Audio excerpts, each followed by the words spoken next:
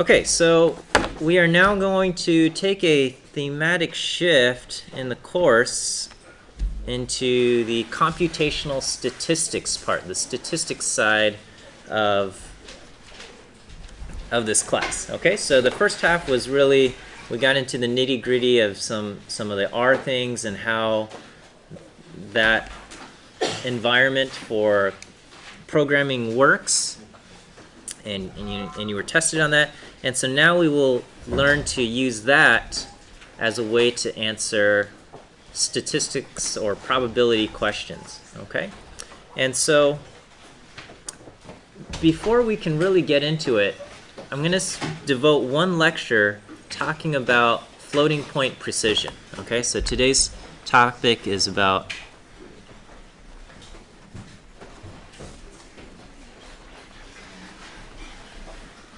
floating point precision. And so yes, today's it will be done this way, where I'll be writing stuff, and if you want to take notes, probably with traditional pen and paper will probably be better, but you can just also sit and watch, right? So anyway, we have to understand, throughout your educational career, you've been taking math classes.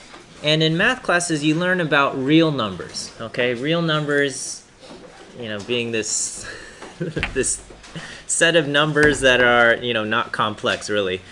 And as far as computers go, computers are not able to handle real numbers, okay? Because there are, between 0 and 1, there's an infinite number of real numbers, okay? There's infinitely many real numbers.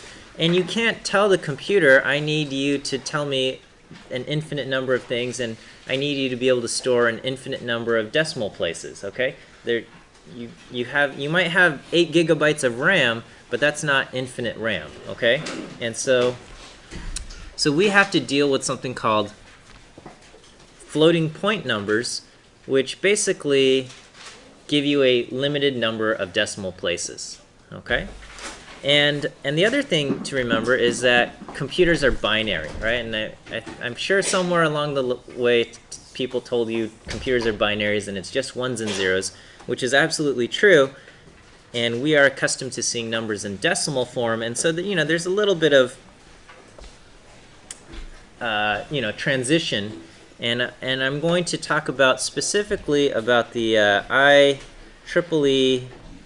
754 standard for the way we store floating point numbers in a computer. Okay, this is implemented at a hardware level in your computer. It's not really a software thing. Okay, and so whether you're using R or C or some other programming language, the stuff that applies to floating point precision here is implemented at a hardware level, and so this kind of applies across the board. And if you were an electrical engineer, you'd have to learn all of this stuff and whatnot. And this is about as much as we'll get into it, just today's lecture. Okay, and so so imagine we have this binary value. Okay, and so in binary, let's say I write this. Okay, what is this in decimal?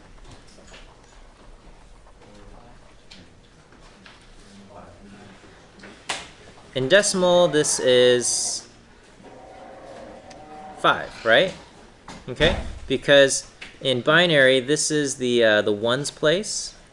This is the 2 to the 1 place, and this right here would be 2 to the 2 place. So we have 1 times 2 squared plus 0 times 2 to the 1 plus 1 times 2 to the 0. Okay?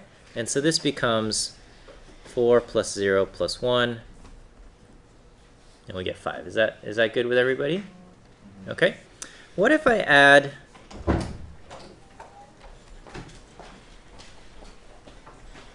fractional binary values? What if I add and this will be called a binary point, not a decimal, but a binary point. What is this now? This is in decimal, this would be 5.5, okay? Because this part's exactly the same as before. However, this place is now 2 to the negative 1 position, okay? And then, you know, if I had, let's say I had another value, 0.11, what would this be equivalent to? This is 5.75. Okay, I think we're getting the hang of this. This would be 2 to the negative 1 and 2 to the negative 2 position. So we would have, this would be plus 0.5 plus 0.25, and over here we have 5, okay? So this adds up to be 5 3/4, 5.75. Okay, so values like 5.5 and 5.75 can be represented nice and neatly in binary notation. All right. Okay, so to illustrate this, I'm going to we're going to create or discuss a floating point system, okay? And the IEEE floating point system, you can have numbers in what they call single floating point precision and double floating point precision. And in R, the default numeric mode is double precision, okay? So in double precision, we uses 64 bits to store a number.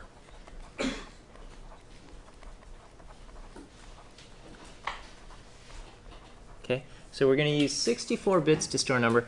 For the illustration of our class, I'm going to just have an 8-bit representation of floating point numbers. Okay, so this, you can't, in a practical world, in a practical setting, nobody would use 8 bits to store a number because it's just too few bits to do anything really practical with it.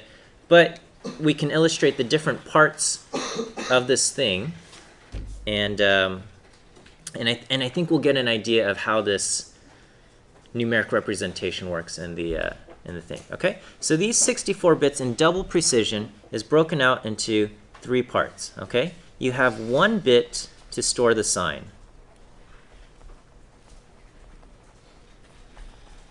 Okay, 0 if it's positive,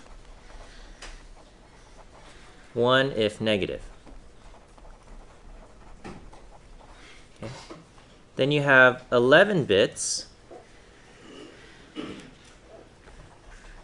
for the exponent.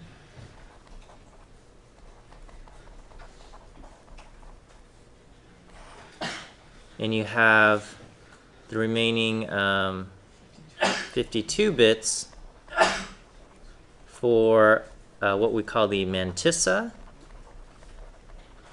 Some people might call it the significand.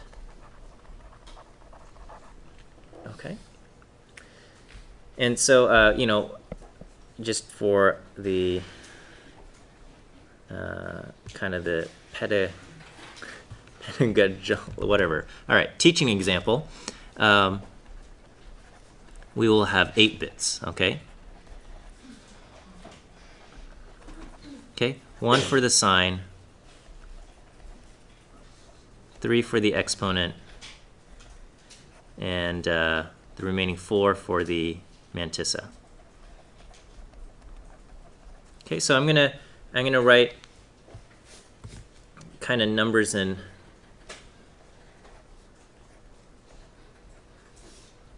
this form, and this will represent the sign and the exponent and the mantissa. Okay. And so all we are going to do is basically turn, the way we handle this floating point thing is we turn everything into scientific notation and implement it into this form. Okay, so previously we had the number 101.11, which we said was equal to 5.75. Okay, and what we would do in order to put this into floating point precision is we would change this into basically scientific notation which I'm assuming you guys are all familiar with. And so this is going to be 1.0111. We've just moved the binary point over 2 spots.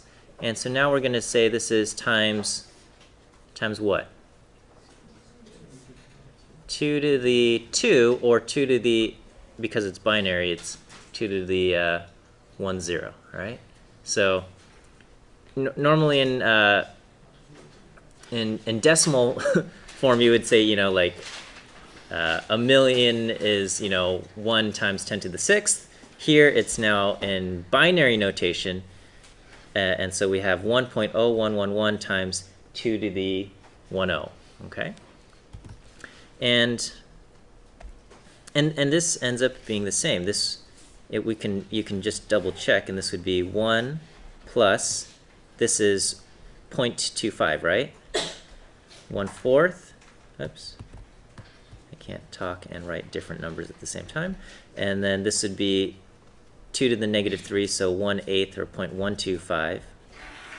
And this is 2 to the negative 4, so 0.0625. Okay, and so if you add all of this up, and this would be times 2 to the 2 power, okay, if we're dealing with decimal. And so this becomes, I add this up, and this becomes 1.4375 times 4, and indeed this is 5.75, okay. So we can represent, you know, this number in scientific notation using this, okay? Is that okay? Everyone's with me so far, so good. Okay, so let's talk about how we will do this, okay? And so if you think about putting a number into scientific notation, okay, you would never have a leading 0 here, right? It's always going to be, like in regular scientific notation, you never have the 0 as a first. You have a non-zero thing, and then you have all of these other things, okay? And with binary, that means this first thing's always going to be a 1, okay? If it's not 0, it's got to be a 1, okay? So we can kind of do a tiny bit of optimization. We don't have to actually store this first thing here, okay? And so if we wanted to kind of put this value, 101.11, which we rewrite to like this, 1.0111 times 2 to the 10, we would put in 0 for the sign. Our exponent is 10, so we would put in, our exponent would be 0, 10. And then our mantissa, because this is always a 1, we can just keep these last 4 digits here, and we would have 0, 1, 1, 1. Okay, and so this would be a way to store this value as in floating point notation here. Okay, and the computer would know that the first bit represents the sign, the next 3 bits represent the exponent, and then the last 4 bits represent the mantissa.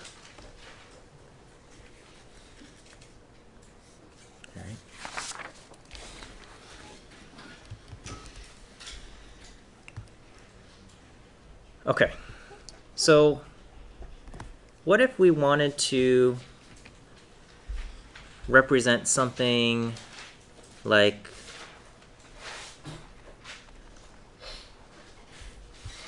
the decimal 0.5, okay? So in binary, this would be what? 0.1, right? And in scientific notation, this would then be scientific binary notation. We would write this to be 1.0 times 2 to the minus 1, right? Okay, and so we'll run into a little bit of a problem here. All right, so if we're going to store this in binary, you know, our mantissa, our significand, would be just 0, 0, 0, right? And our sign will be 0 because it's positive. And somehow we have to represent the value -1 with these exponents, right? We want to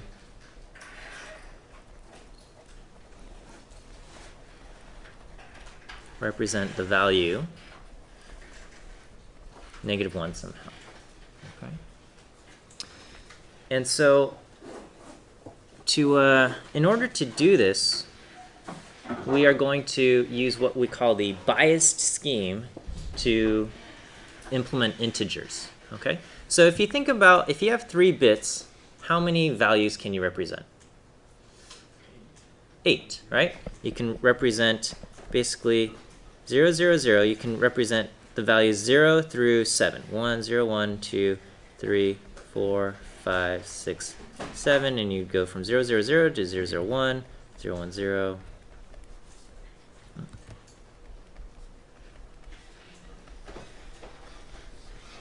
Okay, so these would be the eight different values you can represent. Okay, and so for the bias scheme, all we're going to do is we're just going to shift all of these numbers to say, you know, I want to be able to represent both negative numbers and positive numbers. Okay, so basically all we're going to do is we're going to say, take what this number actually is, and then we're going to bias it by subtracting 3. Okay.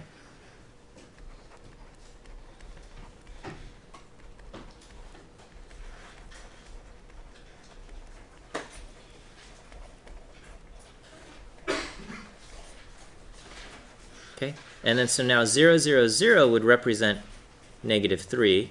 This would represent -2. This would represent -1, and we go 0, 1, 2, 3, 4. Okay.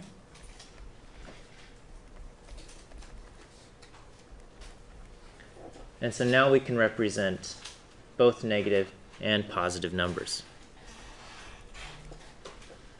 Okay, and then so under our biased scheme, we can now represent the exponent of -1 by writing in 0, 1, 0. Okay, so this will be using a bias of -3. Okay. Now, how did I get to the bias of -3? Basically, I'm just saying, okay, well, how many digits can I represent with 3 bits? 8 digits total. Okay, I'm going to half that because I basically want half to be positive and half to be negative, kind of. So we're going to say, okay, half of that is 4, and then we subtract off 1 so that, I don't know, because we might I guess we prefer to have more positives than the negatives. Okay, so kind of to get to, you know, choose the bias amount, we use 2 to the n minus 1, n being bits in the exponent, minus 1. Okay, so in this case we have 2 to the 3 minus 1 minus 1, so that equals 3. Okay, in the double scheme, what would our bias be? Okay, in the double scheme, you know, we're using 11 bits for the exponent. So our bias amount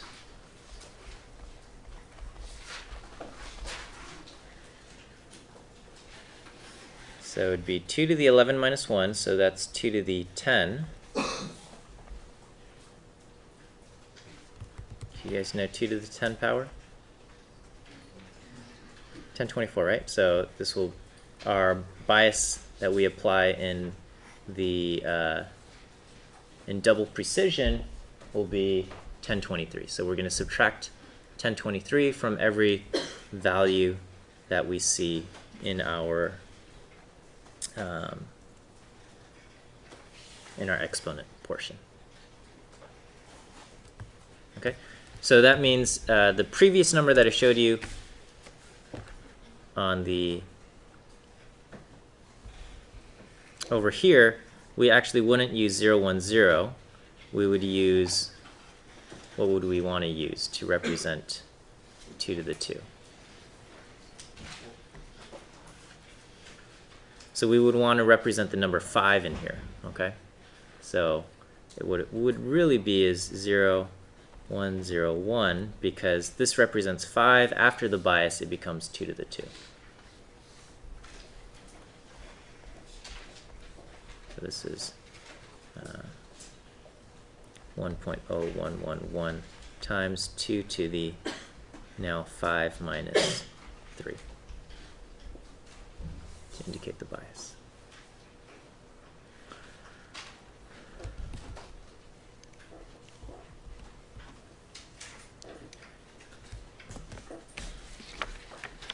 All right, so let me give you a quick little quiz.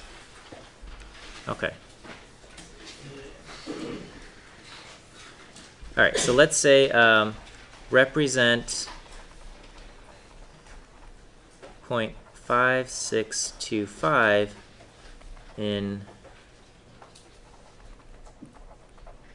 binary floating point.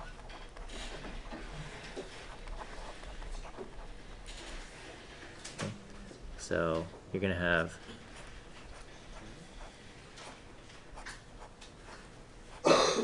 you got 8 bits to represent this thing. So do you want me to give you guys a few minutes to work this out, or should I just work? I'll give you guys a couple minutes to work this out. I'll pause the video and then we can talk about the answer in a second here. All right, let's talk about the answer here. Okay, so we want to represent this in binary floating point. Okay, so we can. I simplified it a little bit and I said, okay, 0.5625. You can here. I've picked some. We've got some nice numbers here. We got 2 to the negative 1 is 0.5 and 2 to the negative 4 is 0.0625. Okay, so we're going to first turn this into binary. In binary, this would be 0.1001 to indicate 2 to the minus 1 and 2 to the minus 4. Right? But in order to represent it as a floating point, we're going to have to turn this into scientific notation. Right? So in scientific notation, what would this be? 1.001 times 2 to the minus 1, right? Okay, and so this part, now that we've done this, we can put our values in here. We can put in 0, 0, 1, 0. This is our mantissa, our significand. Okay, that part's fine. Okay, and then we can also, we would know this value becomes 0 because it's a positive value, right? Okay, and then so now we just have to figure out what goes into the exponent, all right? So what is the bias that we're using? Our bias is 3, right? So we're subtracting, whatever values in here, we would subtract 3 to get negative 1, or in this case, we would do negative 1 plus 3 to figure out what we need to plug in here, all right? So the exponent, the biased exponent,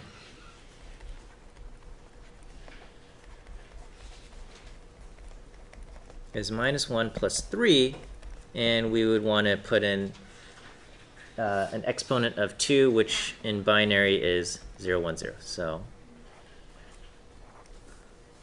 there you have it. That is 0.5625 in binary floating point. Okay.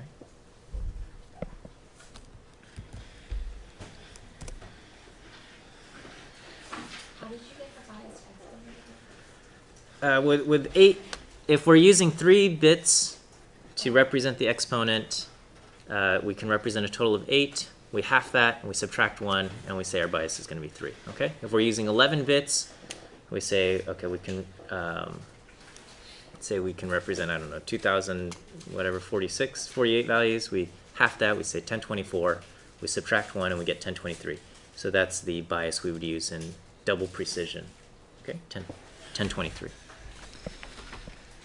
And then, working backwards, we would do the same thing, right? If I gave you a number in this form, you could get back the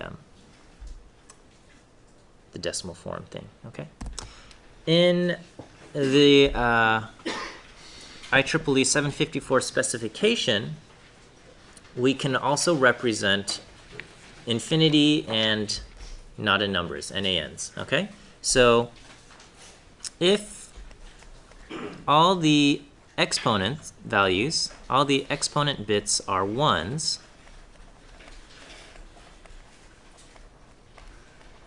and the mantissa is all 0, that is infinity.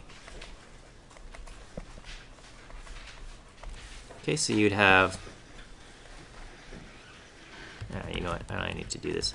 So 1, 1, 1, 0, 0, 0, 0. This is positive infinity. And if you have 1, 1, 1, 1, 0, 0, 0, 0, this would be negative infinity. Okay, and the key is these all have to be all 0, and these are all 1. Okay, and the sign is still the sign. If you have a situation where you have all 1s here, and this is not all 0,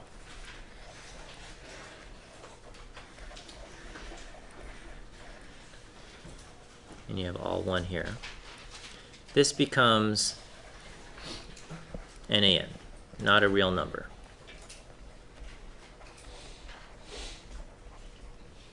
Okay, so this would be, you know, if you're using double, you can't, you know, if you try to take the square root of -2 or something, this will kick back NaN. Or you do, you know, 0 over 0 or something, stuff like that. So this is what the computer does to say this is not a number. Yes. Why aren't they positive and negative infinity NaN? Can you like a calculation for us? Why can't I? Can you like do a calculation for us, like based on this expression, to show that it's like positive, negative infinity and NaN? Can I do a calculation? Like the one you did with 0.5625. Oh. No, this is not a calculation. This is just when you fill these all out with 1s, the standard on how the computers represent numbers, the standard says this is now infinity. Okay, when this happens in the computer says, okay, this just means it's infinity. All right. So yeah, I mean. So there's no, I can kind of demonstrate something in R that this happens, but it's not going to be a calculation thing where there's math involved here, okay? Because effectively, this says you can count to infinity, right? You just keep counting and increasing the bits, and then when all the bits up here hit 1, that means you counted to infinity, which we know, you know, you cannot do in real life. And yeah, because in real numbers, there's an infinite number of real numbers. In the computer, with double precision or, you know, whatever precision you're using, there's only a finite number of values you can represent, right? You got 64 bits. You got 2 to this, basically around 2 to the 64 different values that you can represent, maybe a little bit less than that, and that's it. Okay. For most purposes, that's good enough, but in some cases, you need more, and you have to use more memory to represent these different numbers and whatnot. Okay. All right. So if this is how we represent infinity, what is the largest actual value we can represent with our 8-bit notation?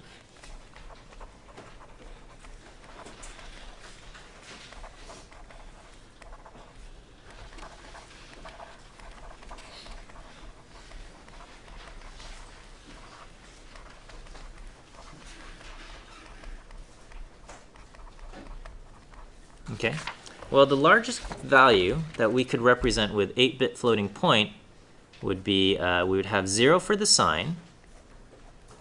What would our exponent be? What's the largest that we can put in here that's not going to be infinity? 110, right? So this is going to be the largest that we can put in here for the exponent, because it can't be all 1. All 1, that is infinity. Infinity or not a number.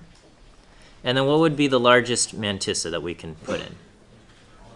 all ones here, right? Okay. And so what is this in decimal? Well, this would be a positive 1.1111 times 2 to the 110 minus our bias of 3, right? Okay, so this is 1.1111 times 2 to the 110 is 6 minus 3, so we're basically times 2 to the 3 power here. Is this okay? Did I lose somebody? Yes? Yeah, question? So do we always apply the bias? So like we shouldn't like think of it as like 2 to 6 ever?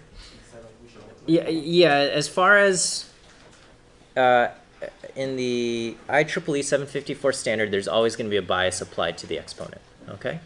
And that bias is almost always the 2 to the n minus 1 minus 1, okay? So there's almost always going to be a bias of applied. So in this case, we're applying a bias, right? A bias of 3. Okay, so this is what we have, okay? So 1, 1, 1, 1, this is basically 1 and 15/16, okay, times 2 to the 3 times 8. And so our largest value that we can get would be 15.5. Okay, so this is our largest value we can represent with 8-bit floating point, and this is why we would never use 8-bit floating point in real life, because if the biggest number you can represent is 15.5, it's not very useful, right? As soon as you go over 15.5, the computer will register that as infinity, right? So you're counting 1, 2, 3, 4, 15, 15 and a half, infinity, okay? So it's not it's not practical in real life, okay? In with double precision, you would have 0 and then 1 1 dot dot dot dot dot 1 1 0. Okay, so you have 11 bits here, and then a whole bunch of ones. Okay, you got 52 of them.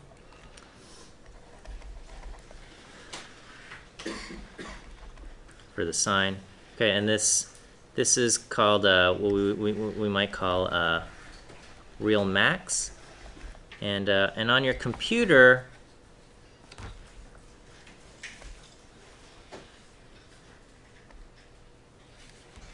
you can type in dot machine.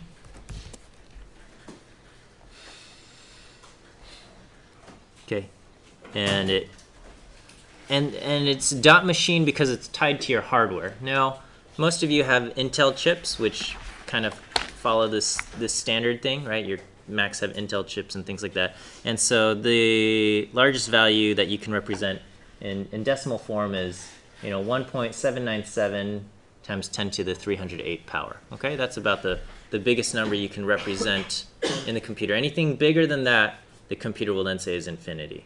All right. As far as using double goes, okay? So this is, 1.7, what is it? 798. Something happened here.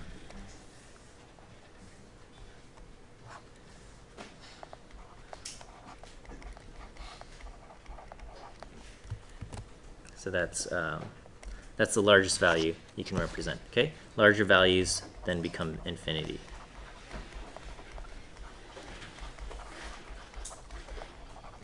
So I think so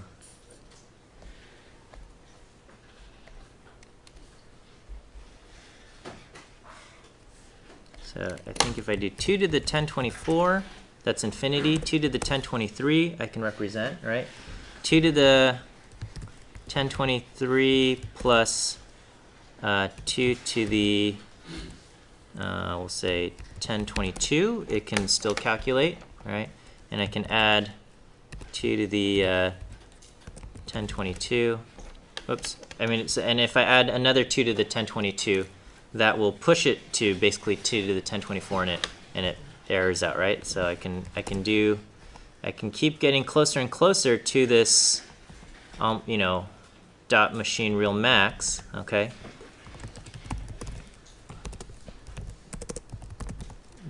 Double x max, okay? And if I add anything such as 1e to the, so at a certain point, you know, it does, like if I added 1 to this, it's not going to register because it, well, I'll show you what's happening, but if I add something like e to the 300, you know, it turns into infinity, okay?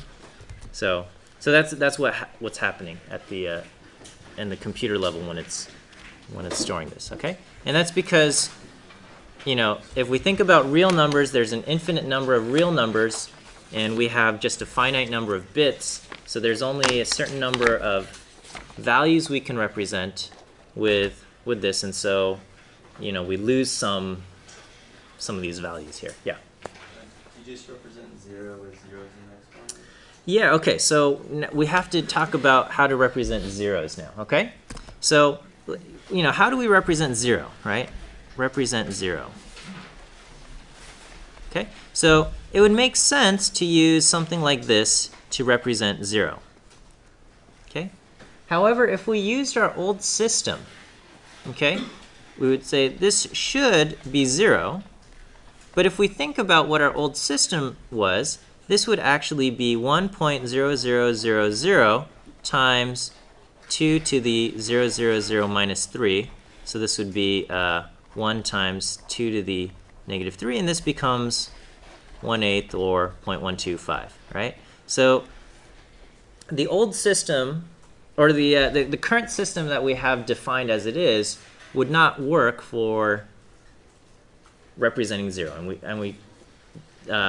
so we have to make our system of representing values a little bit more complicated by adding what we call denormalized numbers, okay? So this would be, you know, under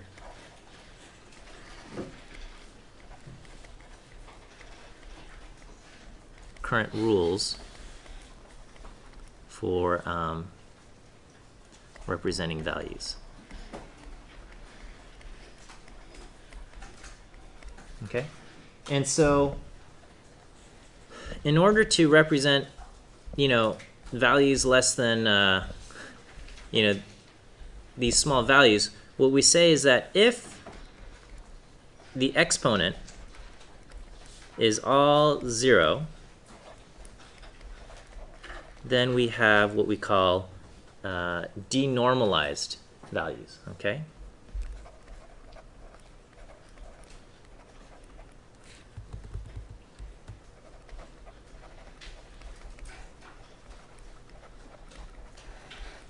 Denormalized because in normal scientific notation, the leading digit has to be a 1, okay?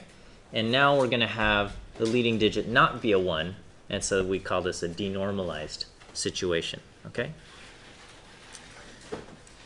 And so in this case, in denormalized, this means the leading digit is not 1, but 0, okay? And so in this case, 0, 0, 0, 0, 0, 0, 0, 0 would now be 0.0000 times, and then this will be times 2 to the, we're going to just 1 minus 3 scenario, and in this case, this would be 0, okay? And so what, you know, why are we using 1 minus 3? Okay, so kind of under this specification, if you have all zeros here, then the exponent we're using will be a 1 minus 3, okay? It's going to be not the exponent value, not 0 minus 3, but we're going to use 1 minus 3, okay? So if the exponent is all 0,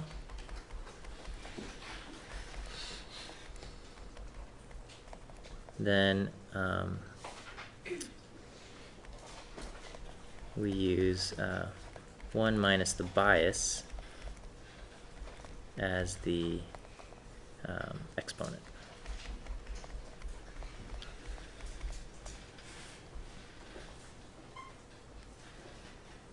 Okay, and so under this system, the smallest non-zero value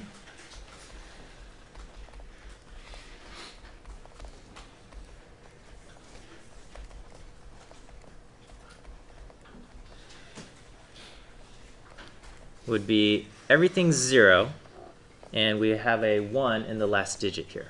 Okay, so this would be a denormalized situation. So you would have 0.0001 times 2 to the 1 minus 3, okay? Because under the specification, we're going to use 1 minus the bias as the exponent, okay? So 0.0001, this is 1/16 times 2 to the negative 2 times 1/4, and so this becomes 1/64, okay?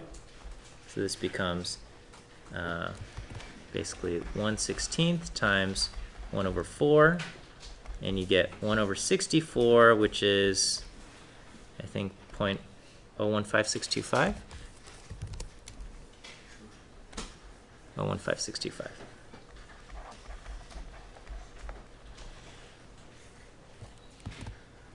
Okay, and so this would be the smallest value that we can represent using our 8-bit notation. Yes. And so does that happen in the IEEE standard? With, like, Yes. those Yeah. rules? Yeah. In the IEEE standard, the same rules happen, except you've got 11 bits for the exponent and 52 bits for the mantissa. Okay, but it's the same rules. Okay. Yes. When do we know that we're starting the last 4 digits with a 0 instead of a 1? I'm sorry. So How do we know we're starting the last? this part is The last 4 so digits with so a 0 instead of a 1. so if the exponent is all zeros, if the exponent is all zeros, then the leading digit is a 0. Okay. If the exponents are all zeros, we enter the denormalized mode, which means the leading thing is a 0, and this lets you show small values. Okay, and we can represent 0. Okay, because if we didn't have it like this, then the smallest value we can have would be 0.125, and there'd be no way to represent 0, right? So when all the exponents are 0, we say this is denormalized, and we can do it. We can represent values this way. Okay, and so there's an interesting thing that happens. Okay, so if we think of it, okay, so the smallest value again is 0.00000001, right? And this was 1/64 or 0.015625. Okay, the next smallest value would be 0.0000010. Okay, and this would be 2/64. Okay, whatever that is. All right. Okay, or yeah, 1/32. Right, and then the next would be, okay, so you guys get this, 0011, and that would be 3/64. Okay, so we can keep counting, and then the largest denormalized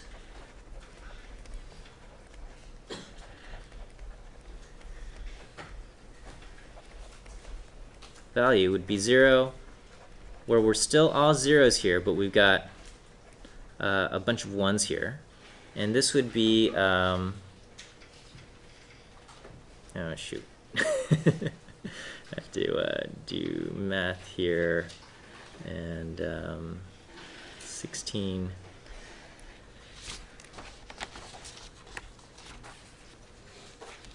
what is it?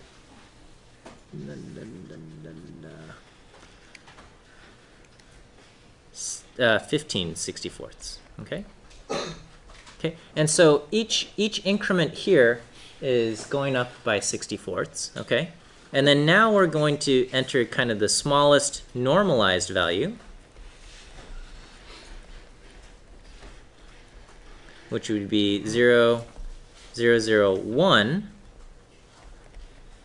And these are all zeros now. Okay. Okay, and then so this would be 1.0000 times 2 to the 1 minus 3. And this would be 1/4, right? Or 0.25 or 16/64. So far everything is going up by 64ths. And then the next value, if we go here, okay, this would be 17/64. So far, so good. Okay, and we go on, and this is kind of, so we're going to go dot dot dot dot dot. We get to a point where this is kind of the, well, here actually let me just skip over, and we'll say, okay, you can keep going.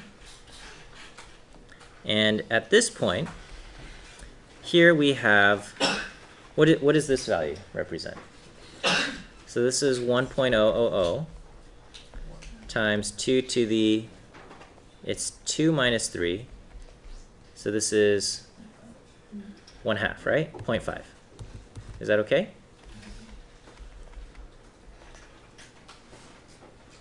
All right. What is the next value in this sequence? So if I go over to the next spot, this would be 1.0001 times 2 to the basically -1. Okay, and if we look at this, the next value will be, so we've got 1/2 plus, and this is 1, 2, 3, 4, 1/16. Okay. All right. Here I should do. Let me do this. 1 plus 1/16 times 1/2. All right. This is what we've got here. And so this ends up being 17/16, 17 over 32. Okay. And so up until this point, each increment increased by 1/64th, right?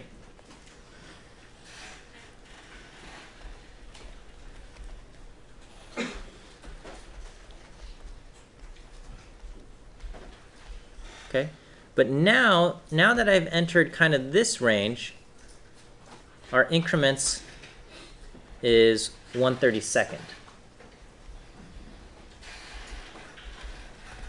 Oh, shoot. Running out of time. Okay, and so this is a feature of floating point notation in the computer, is that when the numbers are small, you have the numbers that you can kind of distinguish from each other are very close together. Okay, you got a bunch of bits, you can distinguish very fine things. As the numbers get bigger, the ability to distinguish one from the other, you lose some of that. Okay, and so wait, just one last thing. I want to just illustrate this in R. Okay, so you have this thing, you can do options and you do digits, and you can set it to equal something like 17, okay? And if you type in 0.1, it's going to try to represent 0.1 to the closest it can using its bits, okay? Now the closest value with all of its bits, is coincidentally just a bunch of ones and zeros, but this is in decimal form. It's not exactly 0.1, it's a little bit off, okay? 0.2 is also the closest value it can represent to 0.2 is not exactly 0.2. And with 0.3, the closest value it can represent with 0.3 is not exactly 0.3. And so this is why if you ask 0.1 plus 0.2, it'll do this, and if you say, is that equal to 0.3, it's going to return false, okay? And that's because at the base computer level, when it's storing all of these things in bits, it's trying to, it can't represent the number exactly, okay? It only has a finite number of bits. It can't represent it perfectly. It's going to be a little bit off, okay? And so in order to handle this, you ask the computer, you can, use all equal, and is all equal 0.1 plus 0.2, is that equal to 0.3? That will say true. What all equal does is it says, okay, I understand my machine can't get super precision, and so I'm going to just ask, is it all equal up to a certain tolerance? Okay, usually the tolerance is what we call the machine epsilon, and it's the amount that the machine can distinguish between one number and another. Okay, and this is something that we have to be mindful of, especially when we're dealing with numbers and we're hoping to get a certain precision, but it's very possible that your machine is not even capable of that precision here. Okay, all right.